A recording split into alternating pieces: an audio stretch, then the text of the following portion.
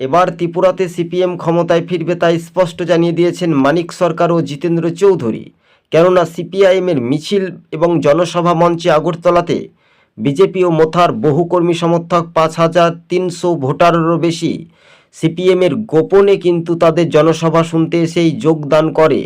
কার্যত এমনটাই সূত্র মারফত খবর, কিন্তু সরাসরি তারা সংবাদ মাধ্যম এবং ক্যামেরার সামনাসামনি আসছেনি। কিন্তু এবার সভা কিন্তু শুনতে এসেছে। কিন্তু রাজনৈতিক মহলে সিপিআইএমের জনজাতি ভোটারদের ওপর একটা ভালোই ভরসা বা ফ্যাক্টর করতে পারবেন জিতেন্দ্র চৌধুরী। কার্যত লাল ঝান্ডার দীপ্তি এবং জনসভা প্রতিবাদ মিছিল দেখেই শাসক জোট কিন্তু ভয় পাচ্ছে, তা কিন্তু স্পষ্ট হয়ে গেল। ত্রিপুরাতে ফের সিপিআইএম ক্ষমতায় ফিরবে। এডিসি ভিলেজ নির্বাচন 2025-এ হতে পারে।